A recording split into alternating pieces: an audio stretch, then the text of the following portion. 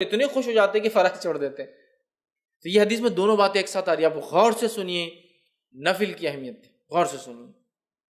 نبی اکرم صلی اللہ علیہ وسلم فرماتے ہیں، اور بخاری کی یہ روایت ہے، اللہ تعالیٰ فرماتا ہے، حدیث قدسی ہے، اللہ تعالیٰ فرماتا ہے جو شخص میرے دوست سے دشمنی کرتا ہے میں اس کے خلاف اعلان جنگ کر دیتا ہوں۔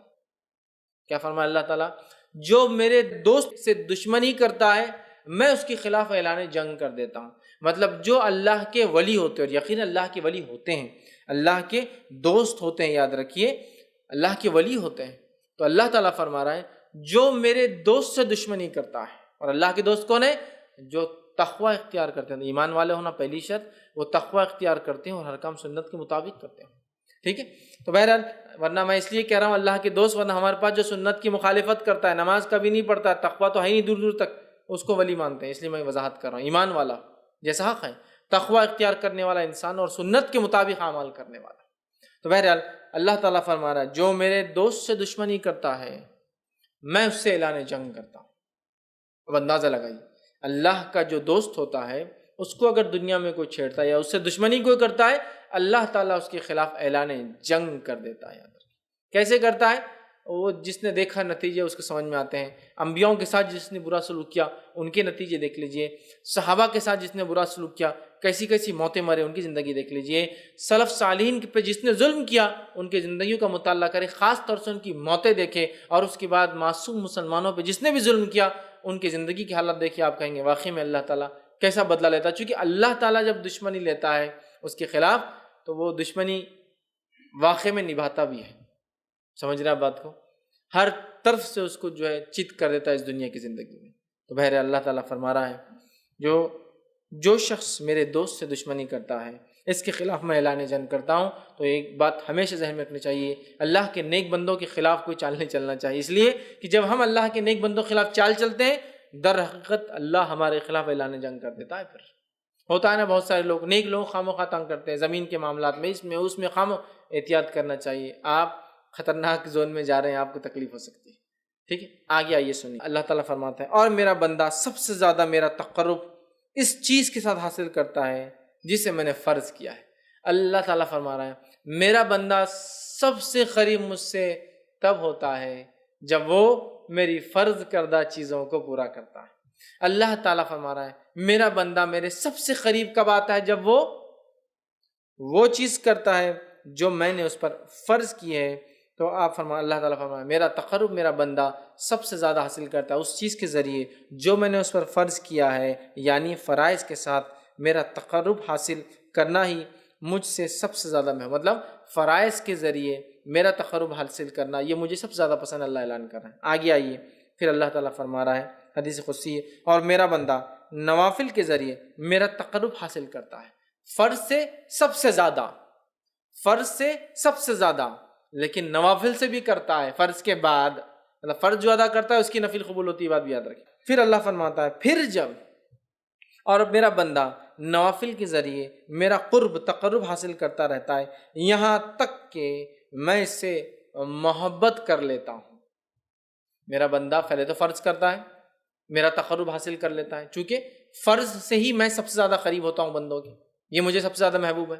پھر میرا بندہ نفل پڑھتا ہے اور نفل پڑھ کر میرا تقرب حاصل کرتا ہے، اتنا تقرب حاصل کرتا ہے کہ میں بھی اس سے محبت کرنا شروع کر دیتا ہوں نوافل کے ذریعے۔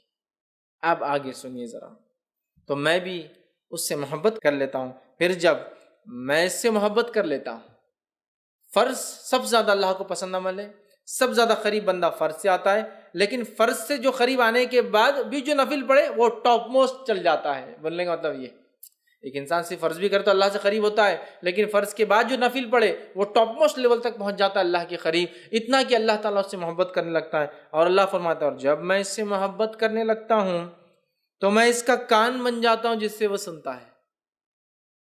اس حدیث کو غلط معنی مت لیجیے کہ واقعی میں اللہ اس کے اندر حلول کر جاتا ہے، نہیں، مطلب وہ وہی باتیں سنتا ہے جو میں چاہتا ہوں کہ وہ سنے، کوئی غلط بات نہیں سنتا ہے۔ اللہ فرماتا میں اس کا کان بن جاتا ہوں جس سے وہ سنتا ہے، اس کی آنکھ بن جاتا ہوں جس سے وہ دیکھتا ہے۔ اس کی آنکھ بن جاتا ہوں جس سے وہ دیکھتا ہے۔ عثمان ابن عفان رضی اللہ عنہ فرمایا کرتے تھے کہ مومن کی فراست اس کی نظروں سے بچا کرو، اس لیے کہ مومن جو ہوتا ہے نا اس کی آنکھوں سے چیزوں کو پہچان لیتا ہے۔ بہت سارے سلف کے واقعات ہیں، لوگوں کو، چہروں کو، ان کی حالات دیکھ کر پہچان لیتے تھے کیا پرابلمس ہیں، اس لیے نہیں کہ ان کو غائب کا نعوذ باللہ، لیکن اللہ تعالیٰ نے ان کو وہ صلاحیت دے دی تھی۔ ہوتا ہے نا، لوگ بولتے رہے ڈاکٹر ہاتھ لگا دے تشخیص کر لیتا ہے، چہرہ دیکھتے انہوں نے پہچان لیا کیا ہوگا، یا سوال کرتے دیکھو جواب وہی آیا جو سوال تھا، حالانکہ اس میں یہ بات نہیں کہی گئی تھی۔ یہ ساری چیزیں ہوتی ہیں، ٹھیک ہے۔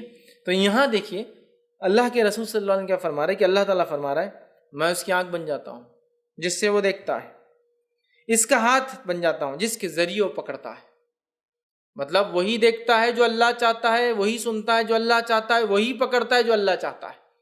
مطلب مومن ہر وہ کام نفل کے ذریعے اللہ سے محبت حاصل کر کے اللہ اس کے ریٹرن میں اس کو ہر وہ چیز کرواتا ہے جو اس کا رب اس سے صرف پسند کرتا ہے، اس کے علاوہ نہ کچھ سنتا ہے، نہ کچھ دیکھتا ہے، نہ کچھ پکڑتا ہے۔ تو میں اس کا ہاتھ بن جاتا ہوں جس کے ذریعے وہ پکڑتا ہے، اور اس کا پاؤں بن جاتا ہوں جس کے ذریعے وہ چلتا ہے۔ مطلب مومن چلیں گا بھی تو اب سیدھے راستے پر، چونکہ اب وہ غلط راستے پر نہیں جائیں گا، چونکہ نفل کے ذریعے وہ اللہ کی محبت حاصل کر چکا ہے۔ اللہ کی محبت جو بندہ حاصل کر لیتا ہے اس کا رب کا فضل اس پہ یہ ہوتا ہے کہ وہ ہر وہ کام کرتا ہے جو اس کا رب چاہتا ہے، اس کے علاوہ وہ کچھ نہیں کرتا۔ یہاں جو ہے اس سے وہ چلتا ہے، ان تمام اعضاء کو اپنی اطاعت میں لگا دیتا ہے، اور اگر وہ مجھ سے سوال کرتا ہے تو میں ضرور بھی ضرور اس کو عطا کرتا ہوں۔ اگر وہ مجھ سے سوال کرتا ہے تو میں ضرور بھی ضرور اس کو عطا کرتا ہوں۔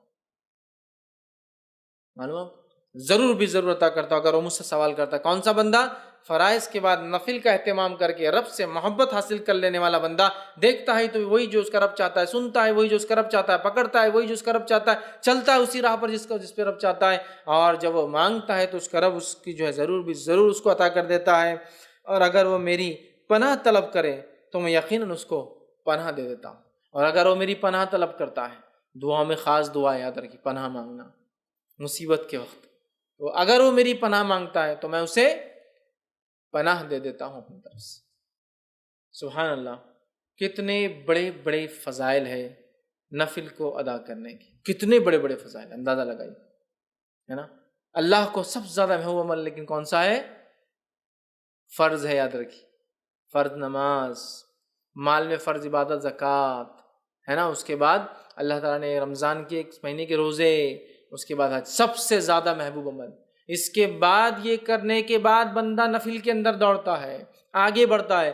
فرض نماز کے بعد نفل نماز، فرض زکوٰۃ کے بعد نفلی زکوٰۃ، فرض روزوں کے بعد نفلی روزے، فرض حج کے بعد نفلی عمرے، نفلی حج بولتے ہیں اس کو حج صغیر، چھوٹا حج، وہ کرتا ہے تو اللہ سے اتنا قریب ہوتا ہے کہ اللہ محبت کرنے لگتا ہے۔ جب اللہ محبت کرنے لگتا ہے تو وہ جو دیکھتا ہے وہ جو اس کا رب چاہتا ہے، وہی سنتا ہے جو اس کا رب چاہتا ہے، وہی اس کے ہاتھ پکڑ دے اس کا رب چاہتا ہے، اسی راہ پر چلتا ہے، قدم چلتے ہیں جو اس کا رب چاہتا ہے۔ اور پھر جب اپنے رب سے مانگتا ہے اس کا رب اس کو پورا، اس کی دعاؤں کو پورا کرتا ہے۔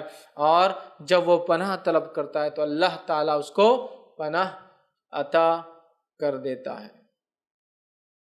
میں سمجھتا ہوں بہت بڑے بڑے فضائل، یہ بخاری کی روایت تھی، ہمیں پتہ چلے اس کے اندر کہ نفلی نماز کے ادا کرنے سے جو ہوتے ہیں، جس میں سب سے اہم چیز جو پتہ چلی وہ یہ ہے کہ بندہ اللہ سے قریب ہو جاتا ہے، اتنا قریب کہ ہر چیز جو اس کا رب چاہتا ہے وہی وہ کرتا ہے، اس سے ہٹ کر نہ کوئی چیز سنتا ہے، نہ دیکھتا ہے، نہ پکڑتا ہے، نہ اس راہ پر چلتا ہے۔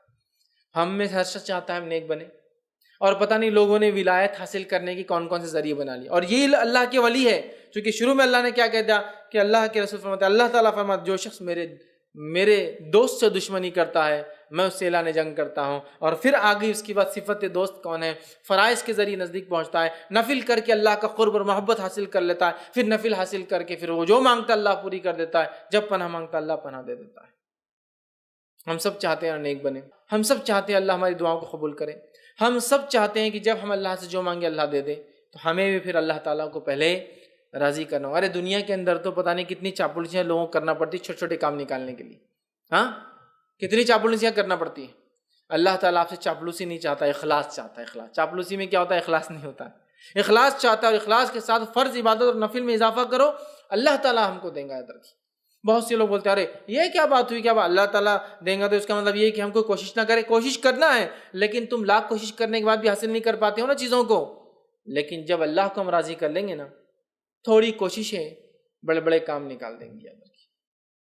تھوڑی کوششیں بڑے بڑے کام نکال دیں گی، اور اس کے بعد بھی اگر کوئی تکلیف آئے تو پھر وہ اللہ کی طرف سے آزمائش ہے، صبر کے ساتھ استقامت کے ساتھ ڈٹ کر مقابلہ کیجیے، دنیا اور آخرت میں اس سے درجات بلند ہوں گے اور اجر ملے گا۔ سمجھ رہے ہیں بات؟ یہ بات کو سمجھنے کی ضرورت ہے، یہ بات کو سمجھنے کی ضرورت ہے۔ تو اللہ سے قریب ہونا ہے۔